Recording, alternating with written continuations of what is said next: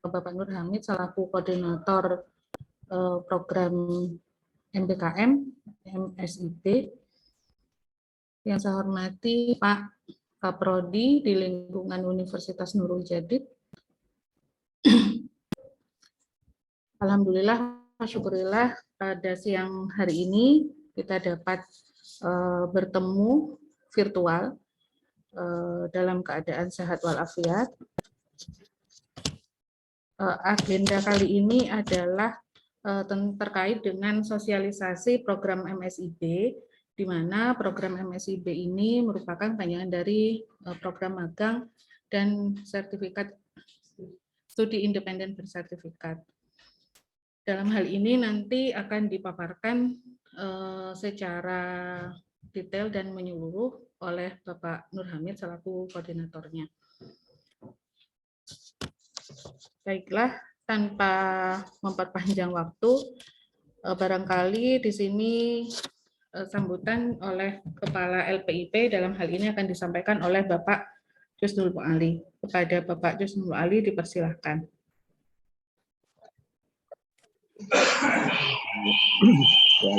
Assalamualaikum warahmatullahi wabarakatuh. Bismillahirrahmanirrahim. Salatu wassalamu ala sayyidina ibni Abdillah wa ala alihi wa ashabihi ajmain amma ba'. Yang kita saat ini bersama pengasuh Pondok Pesantren Nurul Jadid, yang kita hormati Rektor Universitas Nurul Jadid, yang saya hormati juga para dekan hadir pada kesempatan kali ini, para kaprodi, terus kemudian kepala bidang pengembangan kurikulum dan kepala bidang inovasi pembelajaran, lembaga pengembangan dan inovasi pembelajaran di Universitas Nurul Jadid. Bapak Ibu sekalian, mungkin langsung saja supaya nanti punya banyak kesempatan untuk berdiskusi bersama dengan penyaji kaitannya dengan magang dan studi independen bersertifikat kalau nggak salah, yang nanti akan langsung dipandu oleh Pak Nur Hamid. Perlu kami sampaikan juga Bapak Ibu bahwasanya lembaga pengembangan dan inovasi pembelajaran ini tergolong lembaga yang baru karena baru didirikan di tahun ini, di 2023 ini. Perlu kami sampaikan juga posisi LPIP di Universitas Nurul Jadid. Bapak Ibu sekalian, lembaga pengembangan dan inovasi pembelajaran atau disingkat dengan LPIP itu keberadaannya melakukan monitoring dan evaluasi pembelajaran. Jika dalam siklus PPIPP kami berada di P awal, yaitu perencanaan dan perencanaan dan pelaksanaan. Sementara untuk evaluasinya bisa dilakukan langsung oleh GKM, GJM maupun juga LP2M Universitas Nurul Jadid. LPIP Bapak Ibu itu memiliki dua bidang, yaitu inovasi pembelajaran dan pengembangan kurikulum. Nah, jika dilihat dari dua bidang tersebut, maka tentunya kami akan terus dan sering berinteraksi bersama dengan dekan dan Bapak Ibu Kaprodi sekalian. Untuk bidang inovasi pembelajaran itu dikepalai oleh Bu Dr. Nur Aisyah MPD, sedangkan untuk kepala bidang pengembangan kurikulum itu dinakodai oleh Ibu Dr. Sri Astuti. Bapak Ibu sekalian, kepala bidang inovasi pembelajaran itu membawahi proses pelaksanaan MBKM salah satunya. Dan kami telah mengajukan beberapa nama untuk menjadi pengelola yang kami sebut dengan MBKM Center. Jika di sebelumnya MBKM itu dikelola oleh pihak yang kita tidak tahu nanti pelaporannya kemana, tapi untuk sekarang sepertinya lebih diarahkan kepada LPIP. Kemudian ada beberapa tim lagi yang membantu kami yang langsung dibawahi oleh kepala bidang pengembangan kurikulum, yaitu tim pengelola pembelajaran 4 anti dan Satgas Penanggulangan dan Pencegahan Kekerasan Seksual atau PPKS. Ketiga-tiganya Bapak Ibu, MBKM Center, MBKM, kemudian pembelajaran 4 anti dan PPKS tadi, itu ketiga-tiganya kami harus laporkan kepada dashboard akademik LLDP 7. Itulah kenapa 3 unsur tadi masuk dalam LPIP agar jenis pelaporannya bisa dalam satu pintu. Kemudian Bapak Ibu, jika di tahun-tahun sebelumnya atau pelaksanaan sebelumnya itu ada beberapa kendala kaitannya dengan MBKM, baik itu MBKM di bawah Kemendikbud maupun MBKM santri yang dalam hal ini yang kemarin-kemarinnya dikelola oleh LP3M, kemudian diarahkan kepada kami agar itu tadi semangatnya adalah satu pintu. Jadi semua pelaporan akan ada dalam satu pintu. Jika nanti ada akreditasi maupun audit mutu internal, itu Bapak Ibu merasa bahwa Bapak Ibu Kaprodi ya, merasa bahwa kesulitan data kaitannya dengan MBKM 4 anti, pembelajaran 4 anti dan PPKS tadi, pencegahan dan penanggulangan kekerasan seksual, semua data sudah terfokus kepada kami di LPIP. Sekali lagi kami tegaskan bahwa LPIP itu berada pada posisi dalam siklus PPEPP itu ada di siklus 2P pertama, yaitu perencanaan dan pelaksanaan. Sedangkan untuk evaluasinya itu kembali kepada GKM, GJM, dan LP2M. Nah, atas dasar itulah Bapak Ibu sekalian, kami merasa bahwa kami harus mempertemukan tim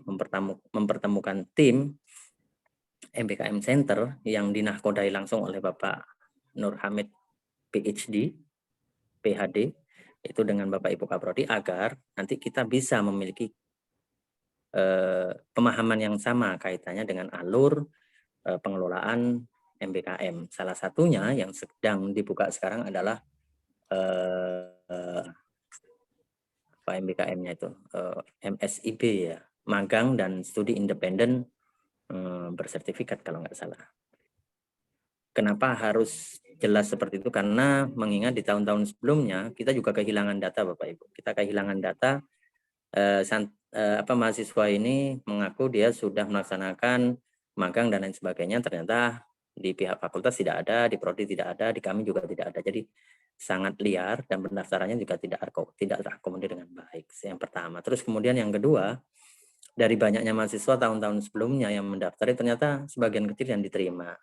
Itu menurut pengalaman tim layanan MBKM dulu namanya, tim layanan MBKM itu ternyata memang kita belum mempersiapkan mahasiswa untuk mengikuti kegiatan-kegiatan tersebut. Nah, mudah-mudahan di kesempatan di periode kali ini kita sudah bisa persiapkan mahasiswa-mahasiswa kita, kemudian memberikan mereka pelatihan dan lain sebagainya agar mereka juga memiliki kesiapan untuk mengikuti tes maupun mengikuti kegiatan-kegiatan tersebut yang kaitannya dengan MBKM Kemendikbud maupun MBKM Santri Mengabdi. Mungkin itu saja yang dapat saya sampaikan. Mudah-mudahan dari rapat ini kita memiliki pemahaman yang sama. Jadi terkait dengan usulan, gagasan, ide kaitannya dengan MBKM dan ketidakpahaman bisa langsung ditanyakan kepada Pak Nur Hamid yang saat ini sudah hadir di ruang Zoom meeting ini. Demikian dari saya. Wallahul muwaffiq ila aqwamit thoriq. Wassalamualaikum warahmatullahi wabarakatuh. Waalaikumsalam. Baik, terima kasih Bapak Jusnul Ali. Selanjutnya dipersilakan kepada Bapak Nur Hamid untuk menjelaskan tentang apa sih MSIP itu, dan nanti kepada Bapak Kaprodi ataupun Bapak Dekan, jika ada pertanyaan bisa disampaikan dulu atau dituliskan dulu di kolom komentar. Baik, silakan Pak Nur Hamid.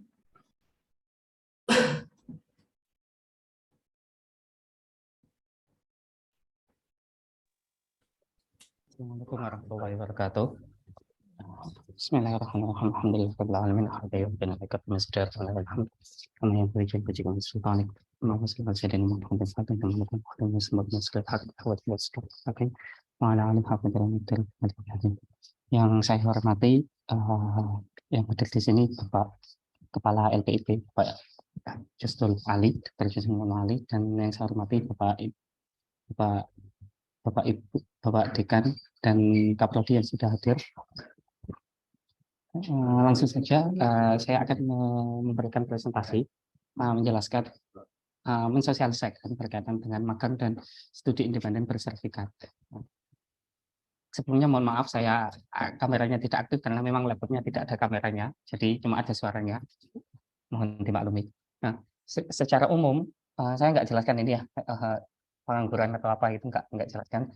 Secara umum kegiatan flagship atau program unggulan dari Kemendikbudristek berkaitan dengan MPKM itu ada 8. Jadi yang pertama ada membangun desa, proyek kemanusiaan, kegiatan wirausaha, kemudian ada penelitian riset, ada pendidikan pelajar, kampus mengajar atau asistensi mengajar, kemudian ada magang, terus kemudian studi atau proyek independen. Nah, sejauh ini yang paling diminati oleh dosen dan mahasiswa itu adalah kampus mengajar. Saya kurang paham, mungkin pendaftarannya lebih mudah atau seperti apa. Padahal dari tim program flagship dari Kemendikbud sendiri itu yang program yang jadi unggulan misalkan gitu, itu adalah MSIB. Jadi magang dan studi independen. Nah, kenapa keduanya unggulan? Karena kalau misalkan magang itu ada potensi mahasiswa ketika lolos ke tempat magang dia akan diperpanjang. Contoh kasusnya sebenarnya ada anak yang sebenarnya IPK-nya biasa aja, 3,2 seingat saya. Nah, waktu daftar magang ke Petrokimia Gresik, lolos, dia dapat 1 semester. Nah, kemudian ternyata sama Petrokimia Gresiknya itu minta diperpanjang. Jadi dia bisa magang. Bahkan setelah lulus, dia bisa kembali ke tempat itu tadi. Makanya Bapak Ibu, kami sendiri mohon agar mahasiswa Bapak Ibu didorong untuk mengikuti magang, khususnya magang atau studi independen. Lanjut aja next. Secara umum ini yang didapatkan oleh mahasiswa nanti lah manfaatnya nanti. Pertama mendapatkan pengalaman kerja di institusi atau institusi mitra. Kalau secara gimana ya bilangnya, tanpa adanya program ini sebenarnya kita agak kesulitan sebenarnya mencari mitra, khususnya mitra-mitra yang ada di BUMN. Contoh kasus banyak mahasiswa, bahkan ada misalkan anak KPI pada saat itu bisa magang di ADTV. Nah, kalau kita tidak mengenal program ini sebenarnya tidak mungkin itu terjadi untuk saat ini.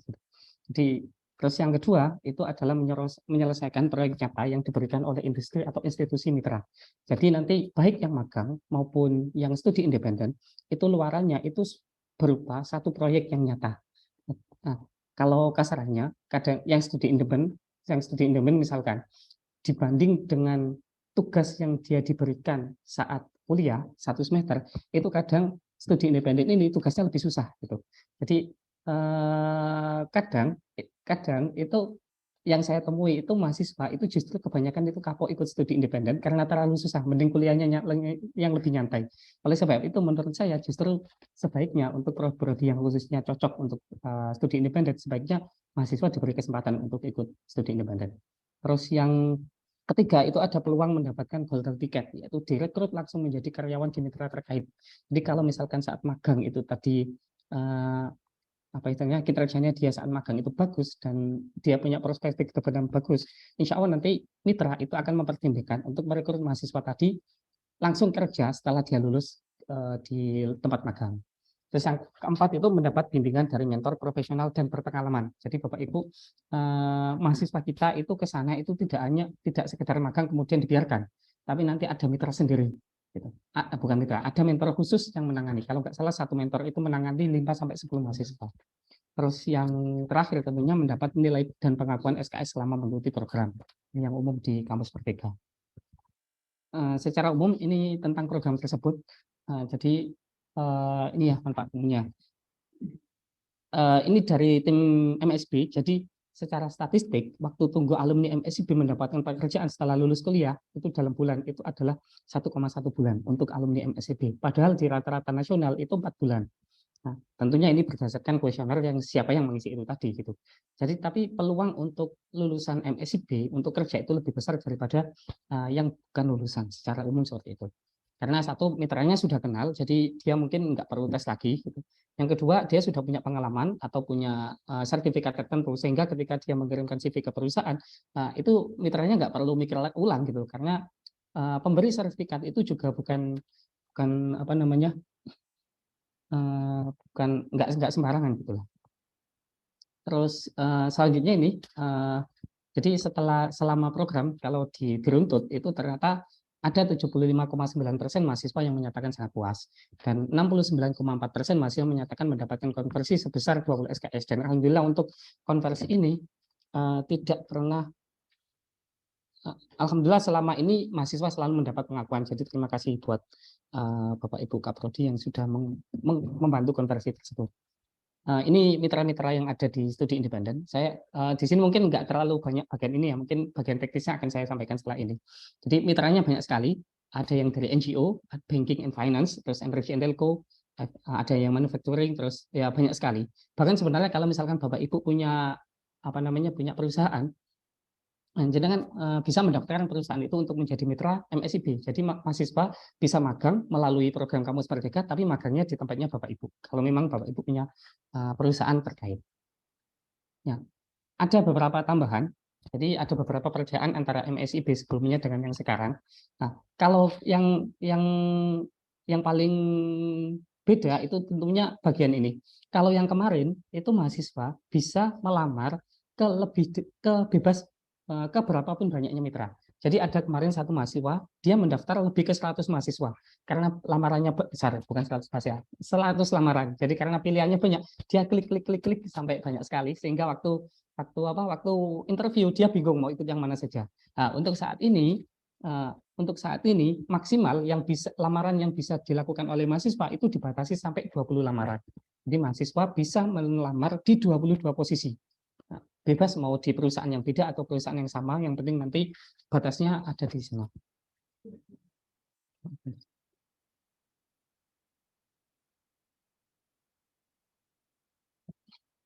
Kemudian ini yang penting di bagian ini. Jadi ada 2 dokumen yang diperlukan oleh mahasiswa dan ini sangat urgent, yaitu surat rekomendasi, kita bilang itu SR ya. Kemudian satunya itu surat pertanggungjawaban mutlak. Kalau ini salah, meskipun mahasiswa itu tadi punya kompetensi dan dia itu dinyatakan lolos oleh mitra, tapi secara format surat rekomendasinya itu salah, maka dia tidak bisa lanjut mengikuti program tersebut. Nah, kejadiannya semester kemarin itu ada mahasiswa yang sebenarnya dia dinyatakan lolos oleh mitra dan dia siap untuk magang. Ternyata surat rekomendasinya template-nya masih menggunakan yang lama. Akhirnya dia nggak bisa lolos. Nah, makanya ini sosialisasi ini menurut kami itu perlu agar nanti saat diterbitkan surat rekomendasi mahasiswa itu suratnya sesuai template. Kalau sudah sesuai template, tinggal nanti mahasiswa begitu tesnya ya kita tinggal bersaing di tes lah, bukan di hal-hal yang sifatnya administratif. Nah, ini untuk lini masanya. Jadi sebenarnya programnya sudah dibuka di 18 April, cuma sebenarnya di bulan Mei 18 April sedang uji coba lah semacam itu. Ditutupnya sampai tanggal 7 Juni. Kemudian nanti di tanggal 8 sampai 18 Juni ada verifikasi dan validasi berkas. Nah, 21 sampai 23 ada tes kebinekaan. Selanjutnya seleksi dan offering mahasiswa oleh mitra. Kemudian pengumuman hasil seleksi dan terakhir tanggal 14 Agustus itu national onboarding. Mungkin sekedar informasi untuk saat ini yang magang saja itu ada 8 mahasiswa dan prodinya macam-macam. Dan yang bikin saya pribadi senang itu ada mahasiswa dari prodi bahasa Inggris yang magang, ada dari prodi perbankan syariah. Jadi mulai muncul gitu. Kalau dulu sering ada mahasiswa KPI, bahkan 2 semester lalu itu magang itu yang paling banyak malah mahasiswa ekonomi. Jadi mengalahkan mahasiswa informatika jumlahnya. Nah, ini nggak perlu saya sampaikan karena ini sebenarnya kalau misalkan kita ingin mengadakan sosialisasi yang didatangkan oleh tim MSIB, maka kita bisa lakukan ini, cuma kita nggak perlu melakukan ini. Nah, ini untuk nggak perlu. Nah, ini Bapak Ibu yang mungkin barangkali Bapak Ibu kurang yakin dengan pelaksanaan MSIB, jangan-jangan lebih mudah atau jangan-jangan itu nggak setara dengan 20 SKS. Nah, kalau sama UNUJA saya yakin ini lebih berat. Jadi yang pertama itu 1 SKS yang di kegiatan itu sudah disetarakan dengan 170 menit, 50 menitnya teori sama 120 menit terstruktur. Atau kalau misalkan itu full praktik, maka itu nanti totalnya itu 170 menit. Nah, durasinya itu 16 sampai 24 minggu. Ini nanti kira-kiranya 4 bulan sampai 6 bulan. Jadi full 1 semester itu mahasiswa tidak akan berkegiatan di kampus. Nah, Kemudian yang ketiga itu nanti mahasiswa akan didampingi oleh dedicated mentor dengan proporsi satu mentor. Ini yang saya sebutkan tadi, magang mendampingi maksimum 10 SKS, 10 mahasiswa. Terus untuk yang studi independen satu mentor itu mendampingi 25 mahasiswa.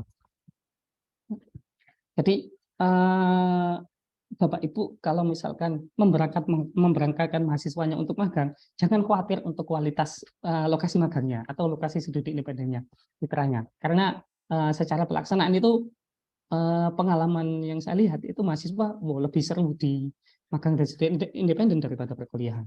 Nah, kemudian untuk secara umum persyaratan pendaftarannya seperti ini, umum ya sebenarnya. Jadi PTN, PTS, kemudian ini surat yang dibutuhkan ada surat rekomendasi sama SPTJM. Terus syarat mendaftarnya bisa vokasi, bisa apa? Kalau vokasi minimumnya semester 2, kalau S1 minimumnya semester 4. Tentunya ada syarat yang tidak tertulis, itu syarat yang berkaitan dengan kualifikasi yang ditentukan oleh mitra. Nanti di platform Kampus Merdeka nanti akan nampak apa saja yang dibutuhkan mitra. Nanti mahasiswa silakan memilih sendiri. Nah, ini secara umum alur pendaftarannya. Insya Allah nanti di hari Rabu kita akan sosialisasi ke mahasiswa. Nah, cuma agar fakultas dan prodi tidak kaget tiba-tiba mahasiswa minta, kita sosialisasi dulu ke dekan sama prodi gitu, ke fakultas. Secara umum alurnya seperti ini, mahasiswa mendaftar pada platform, terus mengunggah surat rekomendasi dan SPTJM, apply lowongan, verifikasi berkas, kemudian selanjutnya seleksinya di level Kemendikbud. Nah, ini yang penting Bapak Ibu, di bagian ini kita masih bisa punya peran, artinya kita masih bisa memeriksa surat rekomendasi, masih bisa memeriksa SPTJM, dan kalau bisa, kita bisa memeriksa CV-nya mahasiswa itu sesuai dengan kriteria apa tidak. Karena banyak kasus mahasiswa ternyata CV-nya itu ngasal, jadi yang penting ada apa gitu. Terus banyak mahasiswa yang gagal di interview, banyak juga yang gagal di TPA. Jadi kalau misalkan memungkinkan, mungkin suatu saat akan ada pendampingan sama dengan pendampingan mahasiswa berkaitan dengan gimana sih cara menyelesaikan soal TPA atau bagaimana cara interview yang baik. Nah, beberapa semester lalu sebenarnya sempat saya adakan itu, cuma untuk semester sebelumnya tidak diadakan lagi. Panduannya tentunya nggak perlu detail, cuma secara umum nanti dari fakultas itu perlu menerbitkan surat rekomendasi mahasiswa. Jadi yang penting itu adalah tidak ada poin yang ditambah atau dikurangi. Jadi kalau memang Bapak Ibu mengizinkan mahasiswa atau merekomendasikan mahasiswa untuk ikut, maka poin-poin yang disebutkan tadi berarti sudah disepakati oleh pimpinan fakultas. Kemudian tidak perlu ada poin yang dikurangi atau ditambah. Terus pastikan ditandatangani oleh pimpinan PT dan diperbolehkan di level fakultas.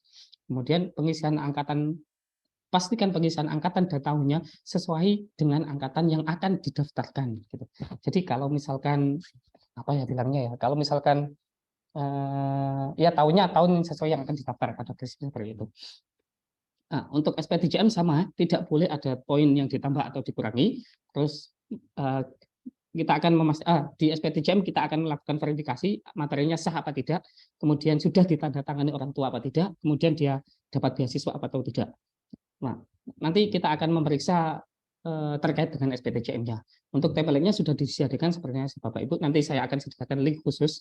Jadi nanti dari fakultas tinggal ambil ambil di template-nya sudah kami sediakan termasuk dengan nama koordinatornya.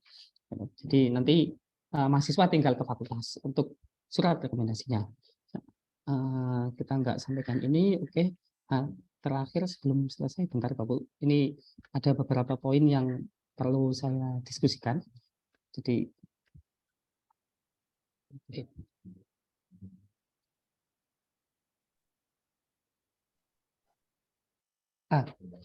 jadi ini Bapak Ibu terkait surat rekomendasi dan SPTJM saya jelaskan teknis di Uluja nanti. Jadi pertama mahasiswa itu membuat SPTJM. Nah, SPTJM dibuat oleh mahasiswa dan diserahkan ke LPIP berupa soft file dan hard file.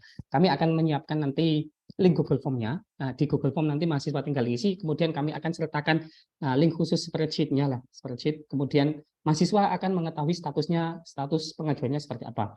Nah, setelah mahasiswa waktu menyerahkan SPTJM nanti harus menyertakan CV-nya. Nah, setelah itu LPIP akan melakukan verifikasi SPTJM. Jadi kalau sudah kita akan memeriksa SPTJM-nya sesuai apa tidak.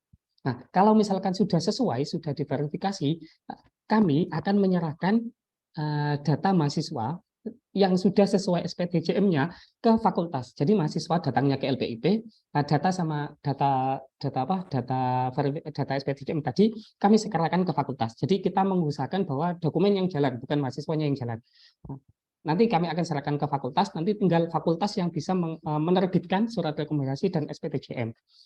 Bukan SPDJM-nya bukan fakultas ya, tapi setelah SPDJM itu dinyatakan oleh LPIP sudah verified atau sudah memenuhi syarat, maka LPIP akan menyerahkan SPTJM ke fakultas termasuk dengan datanya mahasiswa.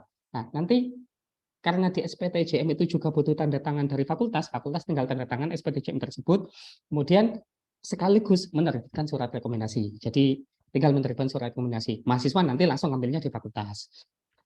Nah, yang keenam, khusus untuk santri, kami sudah komunikasi dengan pihak pesantren. Jadi khusus untuk santri, SPJM-nya diserahkan sama ya oleh LPIP ke fakultas. Jika surat rekomendasi pesantren sudah dikeluarkan oleh pesantren. Jadi yang mahasiswa santri yang mau mendaftar, silakan daftar menyerahkan SPDJM ke LPIP. Setelah itu kami akan verifikasi dia, kami akan semacam tanyakan lah dia itu santri apa bukan.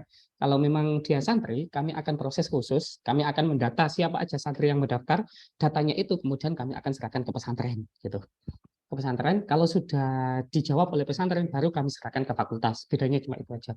Nah, kami akan memverifikasi itu tadi dalam proses 1 hari. Jadi misalkan, kalau misalkan ada mahasiswa mengirim paginya, kami coba proses di siangnya. Mungkin sorenya, kalau memungkinkan, kami serahkan ke fakultas. Jadi nanti kalau sudah selesai, tinggal urusan terbitnya surat rekomendasi itu urusannya sama fakultas gitu. Nah, terus ada beberapa hal yang kita perlu bahas, mungkin konversi SKS mungkin nanti kita akan bahas lagi di lain waktu. Secara umum ini di isinya itu mahasiswa berhak mendapat pengakuan sesuai dengan yang tertulis di surat rekomendasi. Di surat rekomendasi itu tertulisnya 12 SKS. Nah, kemudian yang penting Bapak Ibu itu mahasiswa itu memiliki waktu 3 hari untuk memutuskan untuk mengambil atau tidak jika lolos. Jadi ketika mahasiswa anggaplah melamar di PTA itu ternyata dia dinyatakan diterima. Nah, dia sebenarnya tidak lantas langsung diterima, tapi ada waktu 3 hari untuk memikirkan itu. Kalau dia sudah mengambil, maka dia tidak boleh mundur. Oleh sebab itu, mohon dari khususnya dari Kaprodi untuk mengarahkan mahasiswa terkait lamaran itu tadi perlu diambil apa tidak gitu. Biasanya mahasiswa itu pasti seringnya tanya ke koordinator. Setelah itu kami arahkan ke Kaprodi karena koordinator nggak tahu. Misalkan dia ambil di PTA, studi independen, materinya tentang data science. Nah, kita nggak tahu materinya itu sesuai apa enggak. Nah, terkait hal tersebut itu mohon Kaprodi kalau memang tidak sesuai dengan keilmuan di prodinya, tolak sudah gitu. Karena kejadiannya banyak yang tetap lanjut, akhirnya di tengah-tengah menghilang. Nah, itu memberatkan kami sebenarnya. Karena jatuhnya banyak surat yang harus diisi gitu. Banyak hal yang harus kita selesaikan kalau memang ada yang menghilang seperti itu. Nah, terus secara terus lebih lagi kadang untuk yang magang khususnya, yang magang itu disediakan uang saku biasanya. Jadi kalau memang sudah memutuskan untuk lolos, apalagi sudah dapat uang saku, itu nggak boleh mundur, harus sampai selesai. Nah, untuk kita sudah menyediakan grup Telegram untuk mahasiswa, jadi insya Allah nanti bisa tolong disampaikan. Kita akan sampaikan juga ke mahasiswa di semua informasi terkait dengan MBKM nanti ada di grup tersebut. Mungkin saya tunjukkan sekedar bagaimana syarat surat rekomendasinya, contohnya. Baik, banyak yang saya buka ya.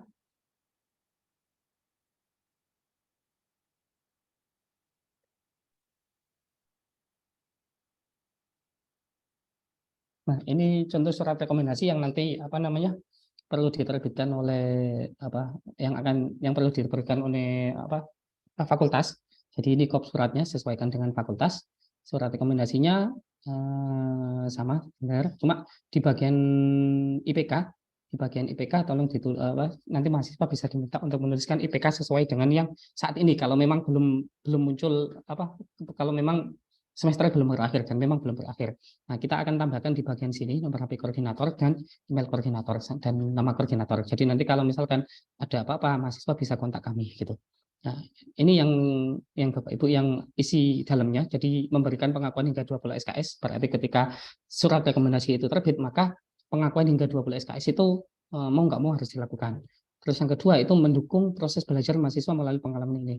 Nah, salah satu bentuk dukungannya itu tidak memberikan tugas baru kepada mahasiswa. Jadi ya mohon maaf karena sebelumnya pernah ada mahasiswa yang lolos studi independen, ternyata dia dapat tugas baru dari dosen, tetap dikasih tugas sama dosen, akhirnya studi independennya ditinggal, malah ngerjakan tugas dari dosennya gitu. Nah, itu agak berat gitu. Nah, untuk SPTJM-nya ya.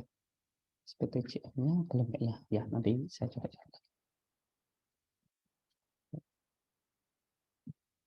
Baik, dari saya cukup sekian yang bisa saya sampaikan. Nanti kalau misalkan ada pertanyaan bisa disampaikan di sesi tanya. Terima kasih. Saya kembalikan ke penulis Aisyah. Assalamualaikum warahmatullahi wabarakatuh.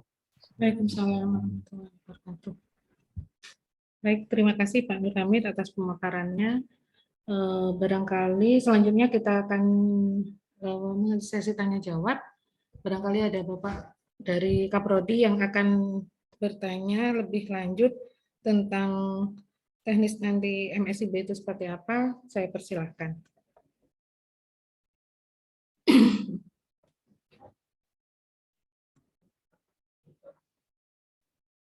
Baik, Pak Itkon, silakan. Baik, terima kasih. Assalamualaikum warahmatullahi wabarakatuh. Waalaikumsalam.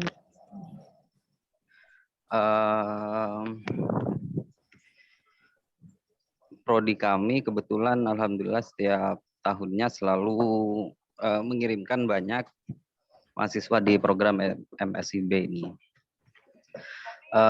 Cuma kemarin ketika kami studi banding kecil-kecilan dengan prodi-prodi pendidikan matematika di luar Unuja, ternyata banyak kerjasama bidang pendidikan itu mencantumkan kerjasama di MSIB ini, di program magang dan studi independen programnya Kemendikbud ini.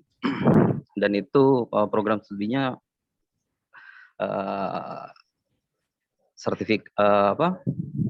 akreditasinya unggul, ada yang baik sekali. Nah, itu mencantumkan kerjasama pendidikan di bidang MSIB ini. Jadi saya tidak bertanya, mungkin saya usul saja nanti di tim ini nanti dimasukkan juga dari unsur humas, karena kalau misalkan itu diserahkan ke prodi itu kewalahan ya, karena banyak mitra yang mahasiswa pilih, sehingga ketika sudah kewalahan maka satu pun nanti tidak dikerjakan. Jadi selama 3 tahun ini kami prodi kami dari pendidikan matematika melewatkan hal itu gitu. Sebetulnya itu sangat bisa untuk dijadikan poin kerjasama bidang pendidikan. Mungkin itu saja dari saya. Terima kasih. Baik, Pak Itkon. Dipersilakan Pak Nur Hamid untuk menjawab. Ini usulan diterima. Ya itu juga dari sebelumnya juga kami sebatas mengupayakan itu tadi Pak. Ini karena usulannya yang jelas diterima gitu. Cuma kita juga mau menyampaikan bahwa sebenarnya kemarin juga itu banyak sekali mitra yang sebenarnya menghubungi kontak gitu. Ya kita balas dan kita akan kemas. Cuma sejauh ini kami akan mengupayakan yang disampaikan oleh Pak Itkon. Ya, sebagai informasi pendidikan matematika semester kemarin tidak ada yang daftar Pak. Jadi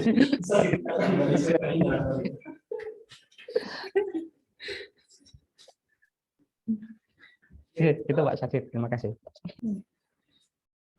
Baik, sudah dijawab Pak Itkon ya sama Pak Nur Hamid ya. Siap. Selanjutnya barangkali masih ada dari bapak-bapak yang lain.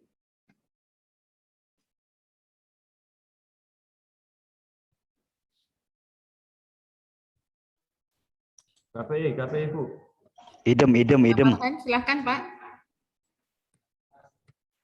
Tolong kasih kesempatan itu, Bu. Silakan Pak Urah. Baik, terima kasih Bu. Dalam rangka mengejar Unu Jajaya, Singkat saja saya Pak ya. sampai sekarang ini berlari, tapi tak terkejar-kejar ini. Saya laporan sedikit, mahasiswa saya tahun kemarin itu ikut program magang bersertifikat. Itu 3 orang, yaitu angkatan kedua 1 orang, angkatan ketiga 2 orang. Sampai sekarang saya itu hanya tahu datanya bahwa mereka ikut kegiatan itu. Artinya adakah dari unsur koordinator kampus yang memberikan kesempatan kepada mereka untuk dalam tanda kutip melaporkan kepada prodi atau bahkan mungkin kepada koordinator secara bukan hanya secara formal ya, tapi ada dokumentasi tentang bagaimana pengalaman mereka selama mengikuti magang itu. Karena begini, mohon maaf, jadi kalau ada yang tidak berkenan di hati, karena ini demi Unu Jajaya, jadi saya buka aja. Iya Pak. Mereka ini yang akan boleh ikut MSIB itu kan semester 5. Dan program magang itu dalam semua kurikulum kami, saya, bukan kami, saya praktikum atau magang itu di semester setelah KKN. Nah, mohon maaf ini. Karena kami sudah menata dengan baik dan benar, bukan berarti kami tidak ingin mengikutkan mahasiswa yang ingin ikut magang semester 5. Andaikan lebih dari 2 atau yang diterima separuh dari 1 kelas itu, apakah konversi, kalau konversi mata kuliah mungkin bab lain ya, karena saya sedang memahami MSIB ini. Mohon maaf Pak, saya ini mu'alaf dalam hal MSIB. Jujur aja daripada nanti saya intinya begini. Intinya yang akan ikut minimal semester 5 ini, apakah boleh kami prioritaskan yang semester 7 sekalian, yang belum praktikum itu. Terima kasih.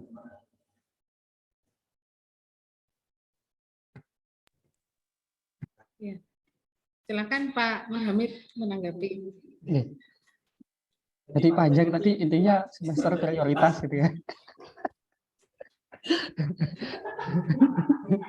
Ya gini Pak, pada prinsipnya seperti ini Pak. Kalau nampaknya Pak Farhan ini termasuk as-sabiqunal awwalun di MBKM gitu. Nah, jadi gini, saya jawab dulu untuk yang terkait semester. Pada prinsipnya secara formal hak untuk menentukan per semester itu nanti prioritasnya untuk semester berapa itu tidak ada, bukan tidak ada, aturannya belum ada. Jadi yang penting itu semester 5. Yang penting itu minimal semester 5. Jadi kalau misalkan Pak Farhan mau memfokuskan khusus yang semester 7 nggak masalah, berarti itu kebijakannya prodi. Belum ada ketetapan yang mengatur itu.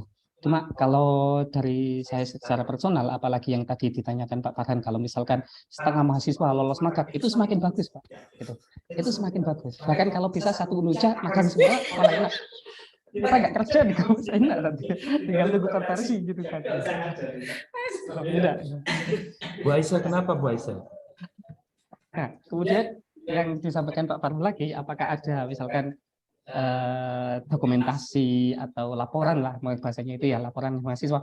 Kita mengupayakan itu Pak. Maksudnya semester kemarin kami ada datanya, cuma mungkin nggak lengkap. Saya selalu sampaikan itu. Kami ada datanya, cuma mungkin nggak lengkap. Kenapa nggak lengkap? Karena ada yang mahasiswa yang menghilang, akhirnya nggak bikin laporan. Nah, apakah ada Pak Farhannya kabur ini? Kita nunggu Pak Farhan balik lagi. Jadi kita mengupayakan itu, dan saya yakin prodi itu pasti tahu. Kenapa? Karena untuk aturan yang kemarin ya, untuk mengkonversi SKS-nya pada saat kemarin itu aturan yang diberlakukan adalah konversi yang diberikan itu adalah sesuai dengan mata kuliah yang diambil pada semester itu. Terus yang kedua, agar bisa dikonversi dari saya sebagai koordinator itu saya selalu meminta form persetujuan dari Kaprodi bahwa mata kuliah yang dituliskan itu disetujui untuk dikonversi. Jadi saya yakin ketika itu sudah ada tanda tangannya Kaprodi, saya yakin Kaprodinya sudah tahu gitu. Jadi selama ini kami sudah mencoba menyiapkan itu. Cuma mungkin kalau ditanya ideal apa enggak, mungkin kita nggak tahu gitu. Saya belum berani bilang itu ideal. Cuma kalau dibutuhkan adalah laporan atau dokumentasi, kami ada gitu. Bahkan laporan per mahasiswa yang dikonversi itu kami ada. Cuma mungkin nggak lengkap, gitu aja sih Pak. Terima kasih Pak. Baik, terima kasih Pak Nur Hamid. Selanjutnya, barangkali masih ada dari Bapak-Bapak Kaprodi.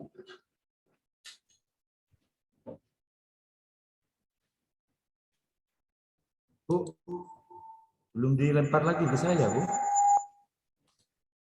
Kenapa Pak Farhan? Belum dikasihkan lagi ke saya, Bu. Ini bukan dialog Pak Farhan. Ada yang kurang, Oh iya, Bu. iya. Mohon Iya, dimengerti iya. Bu Aisyah. Pak Farhan. Buat forum sendiri kalau mau dialog Pak Farhan. Siap, siap.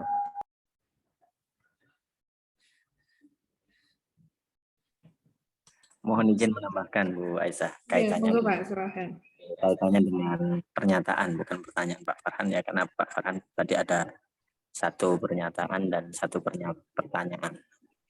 Saya ingin menambahkan saja kaitannya dengan pernyataan Pak Farhan dengan terkait tentang laporan. Kami bisa paham bahwa selama ini di teman-teman prodi itu juga kesulitannya adalah kesulitan data, dokumen dan lain sebagainya. Nah, ke depan Pak Farhan dan Bapak Ibu Kaprodi yang lain, segala jenis kegiatan yang dilaksanakan oleh mahasiswa baik melalui MBKM, pembelajaran berarti maupun juga PPKS, semua laporan ada di ruangan kami. Jadi nanti kami akan bersinergi dengan tim-tim yang ada di bawah kami, tim MBKM Center, tim pembelajaran berarti dan Satgas PPKS untuk terus menyediakan laporan kegiatan. Jadi melaporkan setiap kegiatan yang ada. Jadi tidak usah bingung dan bimbang serta ragu Pak Farhan ya. Bisa meminta ke kami kalau memang dibutuhkan laporan-laporan itu, laporan kegiatan. Terima kasih. Itu saja Pak Bu Aisyah. Luar biasa Pak Jus. Masya Allah. Takbir. Langsung diterima kalau Pak Jus ngomong oleh Pak Farhan. Bagus Pak Jus. Bisa diterima asalkan tanpa footnote kalau dari Pak Farhan. Harus ada notanya kalau Pak Farhan, Pak. Nyambung, boleh nyambung lagi, Pak? Mumpung saya masih Apa Pak diberi Farhan? Oke, terima kasih jawaban dari Pak Jus ataupun Pak Hamid atas pencerahannya. Saya bersyukur sebenarnya setiap melihat data di prodi saya ada mahasiswa yang lulus seleksi nasional program magang. Karena itu ternyata masuk dalam laporan prestasi akademik yang saya data. Terima kasih juga. Hari ini sosialisasi pertama yang bisa menjawab pertanyaan saya sejak kemarin tentang apa sebenarnya Kampus Merdeka dan Merdeka Belajar. Karena saya terlambat 2 tahun, jadi mohon dimaklumi. Pertanyaan yang kedua, yang turunan dari pertanyaan pertama, bolehkah mahasiswa kita yang semester 3, yang sudah mengikuti mengikuti program yang sifatnya menerima belajar merdeka yang di tingkat SLTA dengan portofolio yang dimilikinya, kemudian kita rekomendasikan untuk mengikuti program magang atau yang studi independen ini sebelum mereka memprogram di prodi kami. Maksud saya begini, yang sudah SLTA dengan portofolio yang mereka miliki dalam 1 tahun terakhir, atau yang semester 2 akan semester 3, ketika memiliki pemenuhan syarat prestasinya, bolehkah kita rekomendasikan untuk mengikuti program magang atau studi independen ini karena kompetensinya memang sudah memenuhi. Contoh dia lulusan SMK dengan beberapa kompetensi dan bukti portofolio yang dimilikinya, kemudian kita rekomendasikan untuk mengikuti magang dan studi independen bersertifikat ini. Terima kasih.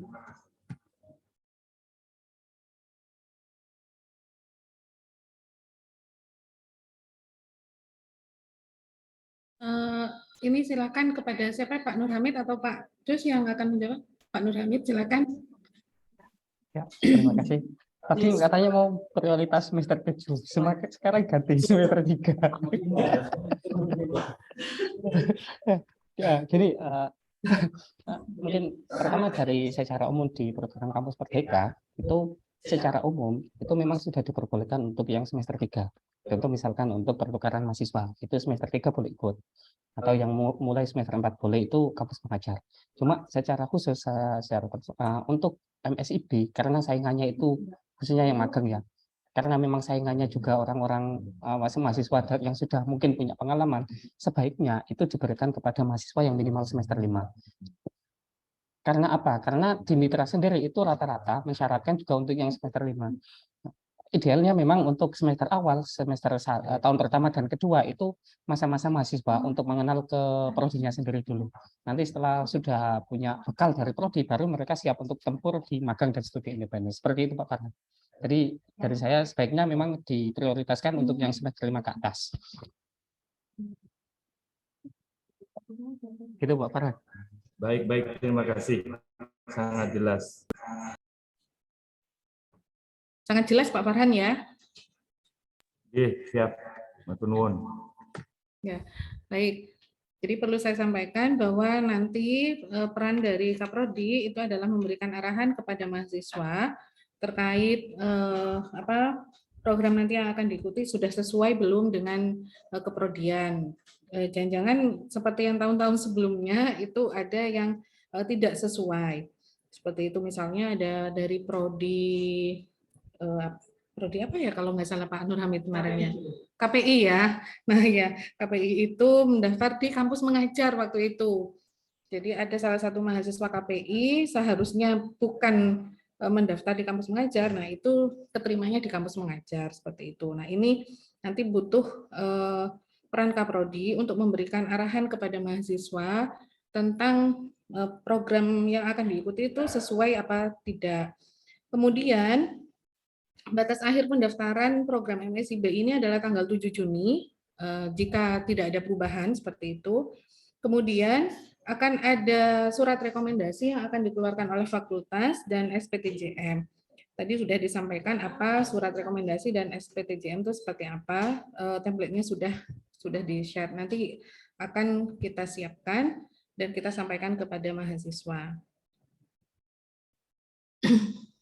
Baik, ini apa tidak ada pertanyaan lagi dari Bapak Kaprodi? Atau ada tambahan? Pak Wahab? Iya, sudah. Pak Wahab ini mahasiswanya magang di PLTU. Ya, yang kemarin tuh ya ada beberapa juga, cuman ya itu ada sedikit kendala teknis, namun saya kira ranahnya prodi, karena ya masalahnya sebenarnya di ranah prodi saja, tidak sampai ke yang lain. Dosen lah, dosen yang berikan tiba-tiba dosen itu ada mahasiswa yang tidak laporan ke dosennya kalau dia ikut itu, lalu ya tiba-tiba dosennya memberikan nilai E, ya masuk akal sih. Cuman ya kesalahannya sebenarnya di mahasiswanya sendiri, dan itu sudah teratasi untuk yang selanjutnya. Baik.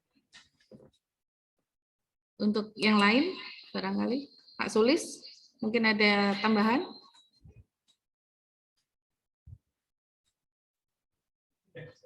Nggak ada. Mohon izin menambahkan Bu. Nggih, monggo Pak. Terima kasih Bu Aisyah.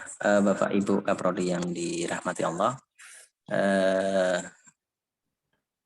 Tadi sudah disampaikan bahwa kami memerlukan kerjasama dengan Bapak Ibu Kaprodi sekalian untuk memberikan arahan dan petunjuk kepada mahasiswa-mahasiswa masing-masing prodi. Juga terlepas dari itu, insya Allah hari Kamis Pak Nur Hamid ya, Bu Aisyah ya, kita sosialisasi dengan seluruh mahasiswa kaitannya dengan MSIP ini. Jadi jika Bapak Ibu Kaprodi bisa memberikan arahan, kami juga akan melaksanakan itu, tapi dalam skala yang jumlah yang lebih besar dan kami insya Allah dalam bentuk online. Jadi itu tambahan dari saya Bu Aisyah. Terima kasih. Baik, Pak Jus. Tidak ada lagi Pak Nur Hamid? Cukup Bu, kalau dari saya. Cukup Pak ya.